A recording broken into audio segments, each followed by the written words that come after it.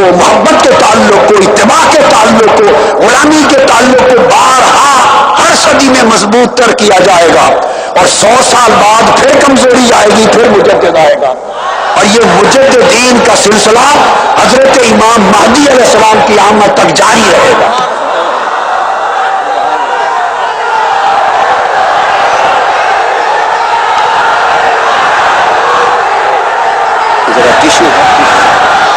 Tissue paper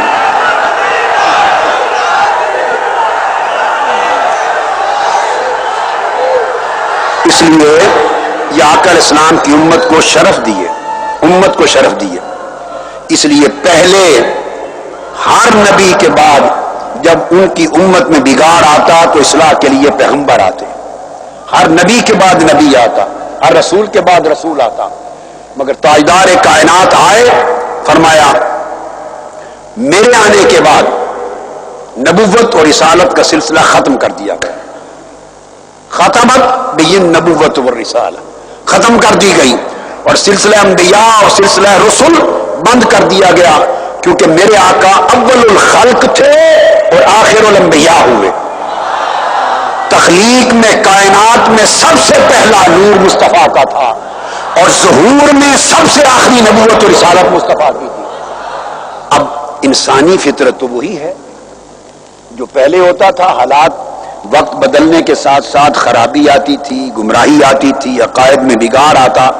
آپ نے پہلے مذاہب کی کتابوں کو دیکھا، بہت کچھ دیکھا، تبدیلیاں ہو جاتی، عمل تو وہی ہے، فطرت تو وہی ہے، تو پھر نبی اور رسول آ کے اس کی اصلاح کر دیتے، پھر ریوائز کر دیتے، پھر ریوائز کر دیتے، پھر ریویو کروا دیتے، پھر اس کی اصلاح ہو جاتی۔ مگر جب آقا علیہ السلام کی بعثت پر نبوت و رسالت کا سلسلہ بند کر دیا تو نبوت و رسالت کا بدل اللہ نے حضور کی امت کے لیے مجددین میں بدل دیا۔ اب قیامت تک جو کام پہلی امتوں کے انبیاء کرتے تھے، امت محمدی کا وہ کام حضور کی امت کے مجدد کرتے رہیں گے۔ یہ شرف امت کو دیا، اس لیے فرمایا جس امت کا اتنا بڑا شرف ہو، اس امت کی جو اجتماعیت ہے، اکثریت ہے، اور اس اجتماعیت کو سنبھالنے والی جو جماعت ہے، وہ جہاں بھی ہو، یہ بات سمجھنے والی، خواہ وہ سرزمین ہند ہے، خواہ وہ پاکستان ہے، خواہ وہ سرزمین عرب ہے، عجم ہے، دنیا میں جہاں جہاں مسلمانوں کی اجتماعیت دیکھو اور سواد اعظم دیکھو، مسلمانوں پر واجب ہے کہ اپنے ایمان اور اولادوں اور نسلوں کے ایمان اور عقیدے کی حفاظت کے لیے وہ اجتماعیت سے جڑ کے رہیں۔ جڑے رہیں گے تو ایمان ان کی نسلوں میں چلے گا، کٹے رہیں گے تو شیطان اچک کے لے جائے گا۔ فرد قائم ربط ملت سے ہے تنہا کچھ نہیں، فرد قائم ربط ملت سے ہے تنہا کچھ نہیں، موج ہے دریا میں اور بیرون دریا کچھ نہیں۔ یہ موجیں جو اکڑتی ہیں اور بڑے بڑی کشتیوں کو ڈبو دیتی اور دریاؤں بڑے بڑے شپس کو، جہازوں کو ہلا دیتی ہیں، اتنی طاقت ہوتی ہے نا موجوں میں، اتنی طاقت ہوتی ہے۔ وہ موج جو طوفان بپا کرتی ہے، جہازوں کو ڈبو دیتی ہیں، اگر وہ اکٹھی ہوتی ہیں طاقت کے ساتھ تو جہاز الٹ جاتے ہیں۔ اگر وہ موج ایک ہو جائے اور سمندر سے باہر نکل جائے تو پانی بن کے بکھر جاتی ہے، اس کی حیثیت کوئی نہیں رہتی، حیثیت نہیں رہتی۔ یہی ایسی ایک قدرت کا یہ نظام ہے، نظام قدرت ہے، نظام فطرت ہے۔ اس لیے آقا علیہ الصلوۃ والسلام نے فرمایا اور اب پہچان دی، صاف ظاہر ہے کہ ساری امت تو یکجا نہیں ہو سکتی، یہ تو پاسبل نہیں کہ پوری امت اور کوئی مسلمان وہ سارے ایک اجتماعیت میں جمع ہو جائیں، یہ تو ہوتا نہیں، یہ تو ہوتا نہیں۔ میں بھی پوری دنیا میں سفر کرتا ہوں اور میں شرق تا غرب مسلمانوں کو میں نے زندگی میں یہ کبھی نہیں کہا کہ تم منہاج القرآن میں شامل ہو جاؤ، میں نے کبھی نہیں کہا کہ منہاج القرآن ہی واحد ایک جماعت ہے جو تمہارے ایمان اور عقیدہ کو بچائے گی۔ آپ اگر میرے 7,000 خطابات کو بھی سنیں تو میں نے اس التزام سے کہ منہاج القرآن میں شامل نہیں ہوگے تو تمہارا عقیدہ اور ایمان نہیں بچے گا، اور صرف اسی میں شامل ہونے سے بچے گا. یہ کلمہ آپ نے میری لائف کے 30 سال میں کبھی نہیں سنا. میں نہیں کہتا، مگر یہ ضرور کہتا ہوں ورلڈ وائڈ پوری دنیا میں یہ آپ کو میرے سینکڑوں ہزاروں خطابات میں نصیحت ملے گی کہ لوگوں اجتماعیت چھوڑ کے تنہا نہ رہو، اجتماعیت سے جڑے رہو، جماعت کے ساتھ جڑے رہو، کیونکہ اللہ اور اس کے رسول کا حکم ہے. تنہا رہو گے تو نہ اپنا عقیدہ بچا سکو گے، نہ اپنے بچوں کا، نہ اپنے مفادات کی حفاظت کر سکو گے، نہ خیر محفوظ ہوگی. جڑو.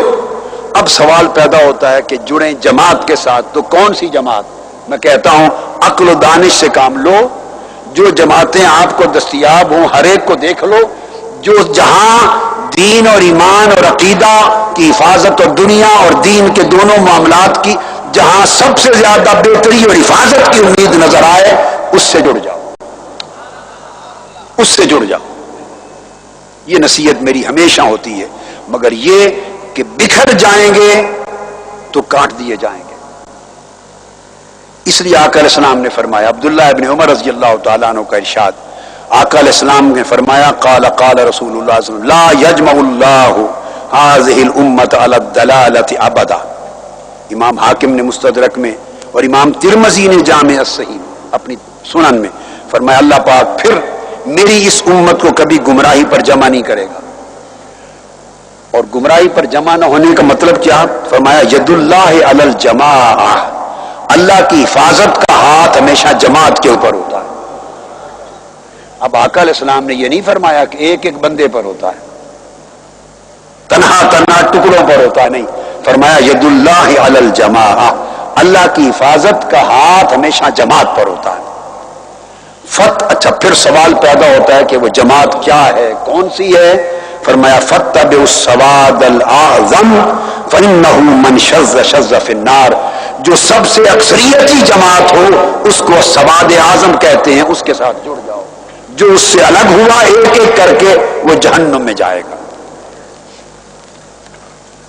آقا علیہ السلام نے گویا اس کی تعریف کر دی، انٹرپریٹ کر دیا. پھر آگے اس کی مزید وضاحت کر دی کہ سواد اعظم کسے کہتے ہیں، جماعت کسے کہتے ہیں، اکثریت. فرمایا حضرت ابو ذر غفاری رضی اللہ تعالیٰ عنہ روایت کرتے ہیں، امام احمد بن حنبل نے روایت کیا اور امام عبد الرزاق اور امام طبرانی نے، آقا علیہ السلام نے اس کو ایکسپلین کیا، اس کو ایلیبوریٹ کیا اور سمجھا کے کہا کہ اکثریت اور جماعت سے مراد کیا ہے. انہ قال اثنان خیر من واحد، ایک طرف دو ہوں ایک طرف ایک، تو ایک سے دو کا جمع ہونا بہتر ہے. وثلاثۃ خیر من اثنین، تین ہوں تو وہ دو سے بہتر ہیں. واربعۃ خیر من ثلاثہ، جدھر چار ہوں وہ تین سے بہتر ہیں.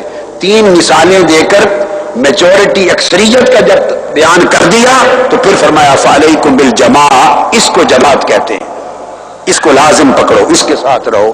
ان اللہ لن یجمع امتی اللہ علی ہدی، اللہ میری امت کو اس طرح سوائے ہدایت کے گمراہی پر جمع نہیں ہونے دے گا. یہ آقا علیہ الصلوۃ والسلام نے ایک بنیادی تعلیم دی، بنیادی ارشاد فرمایا امت مسلمہ صلی اللہ علیہ وسلم کے لیے. اب سیدنا مولا علی المرتضیٰ کرم اللہ وجہ الکریم وہ ارشاد فرماتے ہیں، بسم اللہ الرحمن. اور یہ حدیث آپ سے مروی سنن ابی داود میں ہے اور مصنف ابن ابی شیبہ میں. سیدنا علی المرتضیٰ رضی اللہ تعالیٰ عنہ ارشاد فرمایا، بڑا خاص میسج ہے مولا علی المرتضیٰ کا. فرمایا ان الاسلام ثلاث وصافی، لوگوں کے اسلام کی بنیاد تین چیزوں پر ہے. اسلام کی بنیاد، نظام اسلام کی بنیاد کتنی چیزوں پر ہے؟ تین چیزوں پر. اب اندازہ کر لیں سگنیفیکنس اتحاد کی اور جماعت کی کیا. فرمایا الایمان والصلاۃ والجماعہ، تین چیزوں پر نظام اسلام کی بنیاد قائم ہے. ایک ایمان پر، ایک نماز قائم کرنے پر، اور ایک جماعت کے ساتھ جڑے رہنے پر. جماعت کے ساتھ جڑے رہنے پر. یہ نماز، اس سے مراد نماز با جماعت نہیں ہے، جماعت کے ساتھ جڑے رہنا اور نماز با جماعت بھی اسی تصور جماعت کا حصہ ہے کہ اکیلے نماز پڑھیں تو عبادت تو تب بھی ہو رہی ہے، اور جماعت کے ساتھ پڑھیں تو تب بھی وہی عبادت ہے، بلکہ فرق اتنا ہے کہ اکیلے پڑھ رہے تھے تو سب کچھ قرآن کی تلاوت بھی کر رہے تھے، اور جماعت سے پڑھ رہے ہیں تو چپ کے کھڑے ہوئے ہیں، بول بھی کچھ نہیں رہے، نہ سورہ فاتحہ نہ کوئی اور سورت، امام پڑھے جا رہا ہے۔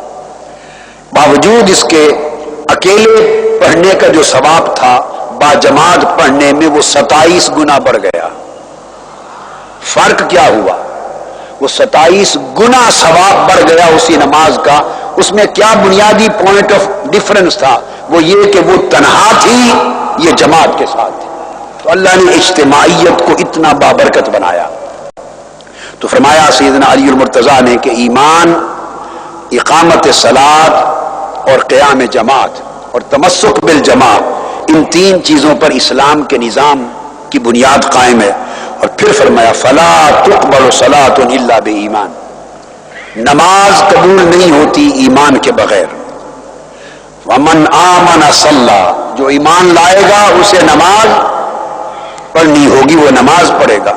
ومن صلی جامع، اور جو شخص نماز پڑھے گا اسے جماعت سے وابستگی اختیار کرنی پڑے گی۔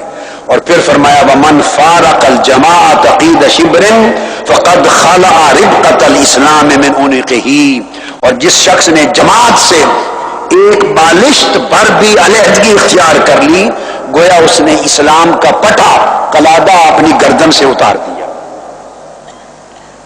تو اسلام میں اتنی سخت تعلیم ہے اتحاد پر، اجتماعیت پر اور جماعت پر۔ پھر سیدنا ابو ہریرہ رضی اللہ تعالیٰ عنہ، پھر ان سے بھی یہی مروی ہے جسے امام مسلم نے روایت کیا کہ آقا علیہ السلام نے فرمایا ان اللہ یرضی لکم ثلاثا ویکرہ لکم ثلاثا، اللہ تعالیٰ تمہارے لیے 3 چیزوں کو پسند فرماتے ہیں اور 3 چیزیں ناپسند فرماتے ہیں۔ جن کو پسند کیا فیرضی لکم ان تعبدوہ، وہ 3 چیزیں کیا ہے؟ ایک، اللہ چاہتا ہے، پسند کرتا ہے کہ تم اس کی عبادت کیا کرو، ولا تشرکوا بہ شیئا، دوسری چیز چاہتا ہے کہ اس کے ساتھ شرک نہ کرو، وَإِن يَعْتَصِمُوا بِحَبْلِ اللَّهِ جَمِيعًا وَلَا تَفَرَّقُوا، اور تیسری چیز اللہ پسند کرتا ہے کہ اللہ کی رسی کو اجتماعیت کے ساتھ تھام لو اور ٹکڑوں ٹکڑوں میں نہ بٹو۔ اور 3 چیزیں جو اللہ ناپسند کرتا ہے، وَيَكْرَهُ لَكُمْ قِيلَ وَقَالَ، یہ جو کڑ کرنا اور قیل و قال کرنا اور بحث و تمیز کرنا، تکرار کرنا، چھوٹی چھوٹی بات پہ جھگڑا کرنا جس سے پھوٹ پیدا ہو جاتی ہے، اللہ اس رویے کو ناپسند کرتا ہے۔ اس کی بجائے وسعت قلب اور برداشت اور ایک دوسرے کو سننے کا مادہ پیدا ہونا چاہیے۔ وکثرت السوال، اور کثرت کے ساتھ سوال کرنا، اس کو اللہ ناپسند کرتا ہے۔ وَإِضَاعَةَ الْمَالِ، اور مال کو بیجا ضائع کرنا، بیجا ضائع کرنا، خیر کے لیے نہیں ضائع، اللہ اس کو ناپسند کرتا ہے۔ اور پھر آقا علیہ الصلوۃ والسلام نے اور سیدنا فاروق اعظم نے اور بہت سے صحابہ نے ایک طریقہ نظام اسلام کا وضع کیا، اور اس حدیث کو ابن سعد نے طبقات میں اور کنز العمال میں روایت کیا گیا۔ ابو جعفر روایت کرتے ہیں سیدنا فاروق اعظم سے، فرمایا تشاوروا فی امرکم، اپنے امور کے فیصلے میں باہم مشورہ کیا کرو۔ فإن كان اثنان واثنان، اگر مشورے میں 2 کی رائے تقسیم ہو جائے، 2 ایک طرف اور 2 ایک طرف، یہ ڈیموکریسی ہے۔ اس سے بعض لوگ مجھ سے پوچھتے کہ جمہوریت کی اساس کیا ہے اسلام میں؟ یہ حدیثیں جتنی سنا رہا ہوں کہ 2 ایک سے بہتر، 3 2 سے بہتر، 4 3 سے بہتر، یہ ڈیموکریسی کی فاؤنڈیشن ہے اسلام میں۔ تو جمہوریت کی، اصل جمہوریت کی بنیاد آقا علیہ السلام نے دنیا میں رکھی۔ اصل جمہوریت کے عملی بانی اور فکری بانی تاجدار کائنات صلی اللہ علیہ وآلہ وسلم ہے۔ فرمایا مشورہ کیا کرو، اگر 2 تقسیم ہو جائیں تو فرجعوا فی الشورى، پھر شورا میں جاؤ، پارلیمنٹ میں جاؤ اور شورا سے فیصلہ لو۔ وَإِن كَانَ أَرْبَعَةٌ وَإِثْنَانَ فَوْزُوا صِنْفَ الْأَكْثَرَ، اگر ایک طرف زیادہ